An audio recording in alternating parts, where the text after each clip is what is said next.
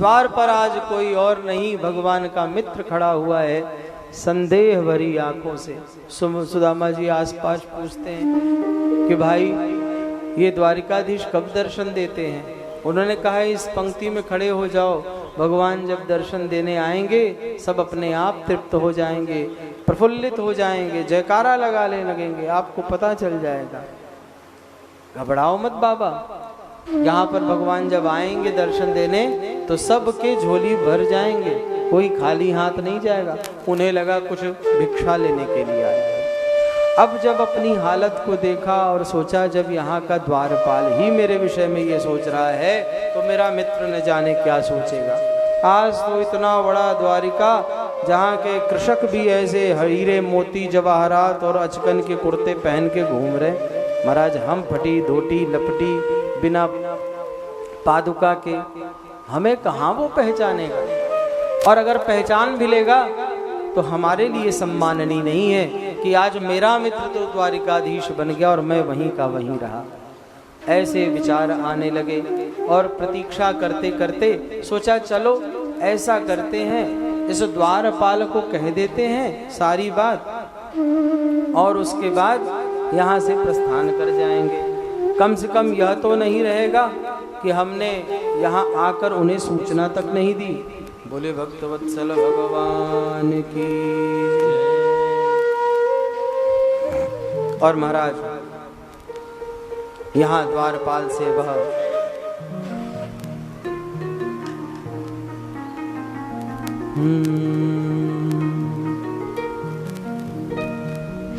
द्वारपाल से उन्होंने कहा कि जाओ यह कहो कि भाई पोरबंदर से मित्र आया है उनका और उसका नाम सुदामा है। ऐसे बिहावन शीश पगाना जगातन में प्रभु जाने को आही बसे के ग्रामा। द्वारपाल अंदर पहुंचते हैं और द्वारपाल अंदर पहुंचते हैं और यही पंक्ति कहते हैं कि एक लपटी फटी धोती में बिना उपाहन के बिना पादुका धारण किए कोई ब्राह्मण आया है, क्योंकि जनेऊ सामने ही दिख रही थी।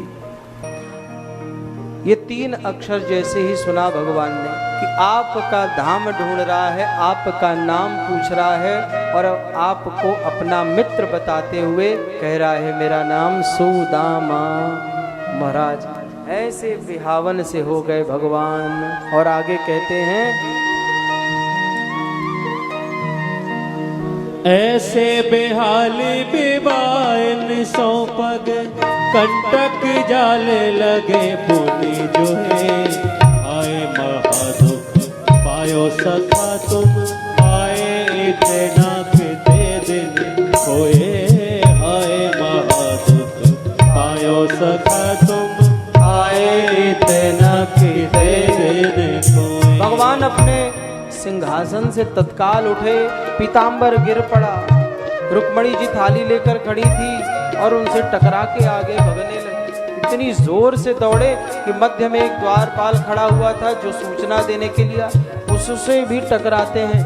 और आज भगवान सजल नेत्रों से बिना पादुका के बिना अंग वस्त्र के सीधे बाहर खड़े हो गए और अपने मित्र को गले लगा लिया। गले लगा के ले आते हैं अंदर। रुदन दोनों के नेत्रों से झरझर आंसू बह रहे हैं। और महाराज आज भगवान अपने मित्र को जोर से पकड़ के ले आते हैं और अपने सिंहासन पर बिठाते हैं। हो देख सुदामा की दीन दशा, हाँ देख सुदामा की दीन दशा। करुणा करके करुणा निधि रोए। पानी परात को हाथ छुओ नहीं, नैनन के जल से पग धोए। पानी परात को हाथ छुओ नहीं, नैनन के जल से पग धोए। आज भगवान अपने सिंहासन पर सुदामा जी को बैठाते हैं। सारे सभा में सब स्तब्ध होकर देख रहे हैं। रुक्मणी जी थाली लेकर आती हैं चरण धोने के लिए।